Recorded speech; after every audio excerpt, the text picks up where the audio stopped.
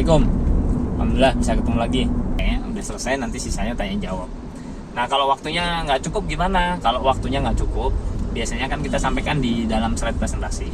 Kita jangan skip nggak gitu. Tapi setiap slide-nya kita ceritakan. Slide ini menjelaskan tentang ini, intinya ini gitu ya. Kemudian next lagi slide selanjutnya menjelaskan tentang ini, intinya ini.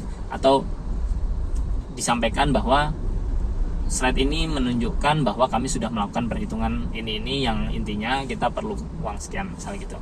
Atau satu slide kompleks, intinya pokoknya jangan asal skip gitu, nggak gitu. Jadi intinya menjelaskan.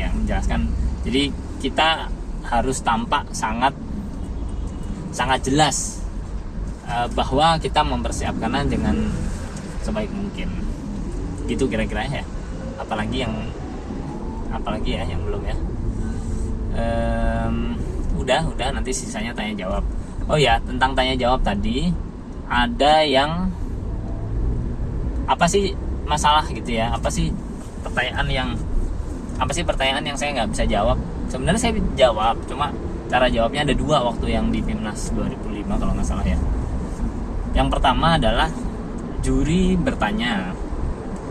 Jadi waktu itu saya bikin kursi rodanya ini cara kerjanya berbeda, dengan bentuknya hampir sama tapi cara kerjanya beda. Kalau yang kemarin yang biasanya ada kan diputer rodanya bagian sampai dibagi di samping roda itu kan ada besi yang diputer untuk jalan gitu ya, yang digerakkan bersama roda. Nah desain yang saya buat waktu itu pegangan kursinya yang digerakkan gitu, sehingga bisa maju mundur, bisa belok kanan belok kiri gitu loh ya. Nah pertanyaannya adalah ini berarti ini juri yang ya, ini berarti nggak aman kalau ketabrak, kalau ada kecelakaan gitu ya. Nah buat saya pertanyaan ini aneh banget gitu. Kenapa? Karena bentuk kursi rodanya tuh sama, bentuknya sama, cuma ada mekanisme tambahan aja di bawah gitu. Artinya kalau kecelakaan ya sama gitu. Jadi jawaban saya tinggiin lagi. Ya memang ya kalau itu sama, bahwa kursi roda ini gitu ya. Sama seperti kursi roda lain. Jadi ya memang kalau misalnya ketabrak truk ya sama aja gitu, saya bilang. Nah ternyata jawaban ini bermasalah karena saya kurang mengakomodir apa yang dia harapkan gitu. Nah pertanyaan yang sejenis ditanyakan juga oleh orang lain tapi di level yang berbeda. Kalau ini kan tingkat nasional, internasional saya ditanya juga. Nah ternyata cuma yang nanya ini lebih baik orang Amerika Latin waktu itu yang jurinya.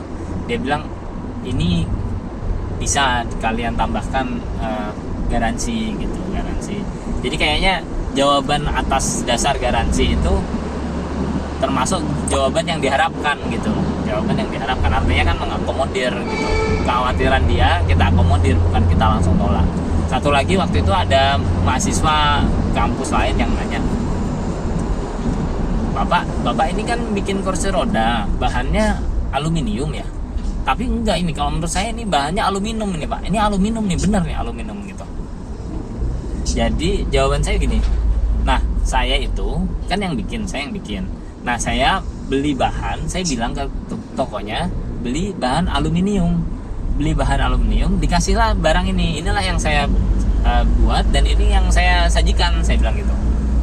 Dan itu masalah juga tuh ternyata gitu ya. Saya tuh sampai mikir, aluminium, kenapa ada pertanyaan ini sih gitu ya. Aluminium. Saya googling gitu, saya cari apa sih bedanya, apa sih ini gitu.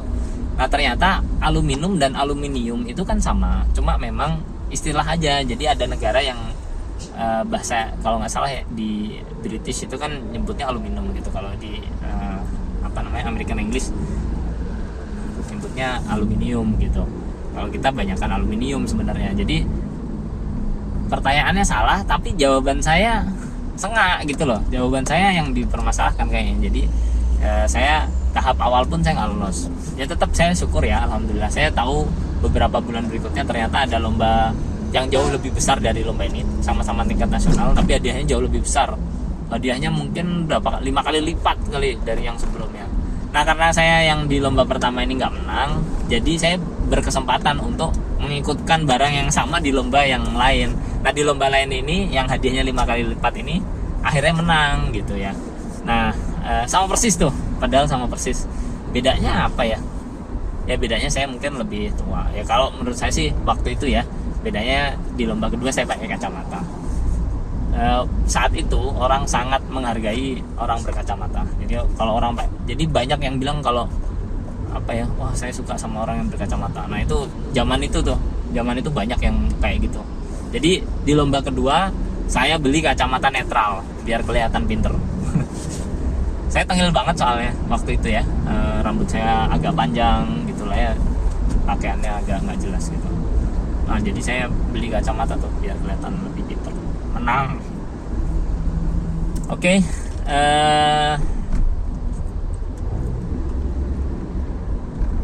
Begitu. Ditanya jawab ya intinya, oh ya. Tanya jawab yang mudah kita ingat. Jadi ada sistem namanya burger ya, burger. Saya diajarin ini teman saya dulu. Burger ya. Jadi ingat bahwa burger dalamnya boleh keras, tapi atas dan bawahnya empuk. Jadi kalau kita mau nanya ataupun mau memberi jawaban, apalagi memberi jawaban pertama kita perlu akomodir dulu pertanyaannya. Jadi setidaknya memastikan lah, kalau kita nggak bisa menghargai pertanyaan itu ya setidaknya memastikan bahwa pertanyaannya memang seperti itu, sehingga dia bilang iya dulu gitu ya. Ya gitu. Nanti setelah itu baru kita jawab, boleh sekeras apapun, tapi nanti perlu diakhiri dengan hal yang lembut juga gitu ya. Misalnya terima kasih atas concernnya gitu, atau apalah yang terkait bahwa oh ya terima kasih bahwa ini masukan yang sangat baik gitu ya. Walaupun sebetulnya di tengah kita udah hajar habis tuh pertanyaan itu gitu.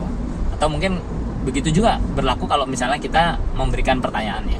Misalnya ada orang presentasi, kalau di usia saya apalagi kalau udah S2 gitu kan ya, udah di sebagian besar kampus di Indonesia namanya S2 itu lebih banyak presentasinya dibanding mikirnya. Nah, ketika presentasi ini kan kita juga diminta untuk bertanya ya, karena bertanya itu ada ininya, ada poinnya ya. Nah, bertanya ini juga kita kan males ya kalau misalnya cuma bertanya yang nggak seru lah gitu ya. Tapi kalau terlalu seru, kita juga kasihan itu teman-teman kita juga kan. Jadi caranya begitu biasanya. Jadi pertama di hal yang baik perlu spesifik lah.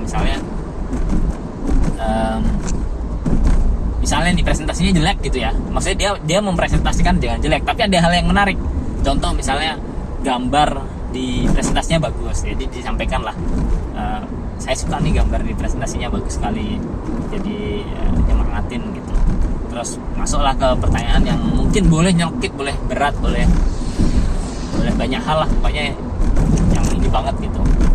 Nah setelah itu perlu diakhiri dengan yang lembut lagi gitu.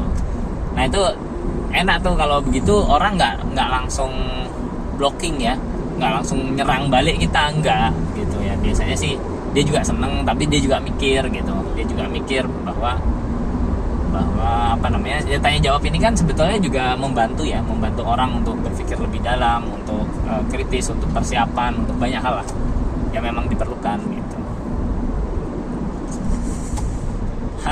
Dari saya udah, kayaknya udah cukup. Terima kasih banyak sudah menyimak sampai sini. Saya masih perlu banyak sekali belajar bagaimana menyampaikan dengan lebih baik, mengedit dengan lebih baik, termasuk thumbnail yang baik. Video jam tayang saya masih kurang untuk monetisasi, tapi ya somehow saya senang sekali saya bisa masuk ke YouTube ini, walaupun memang uangnya ya memang nggak semudah yang saya pikirkan sebelumnya gitu ya, tapi saya termasuk sangat menikmati. Terima kasih sudah mampir. Assalamualaikum warahmatullahi wabarakatuh.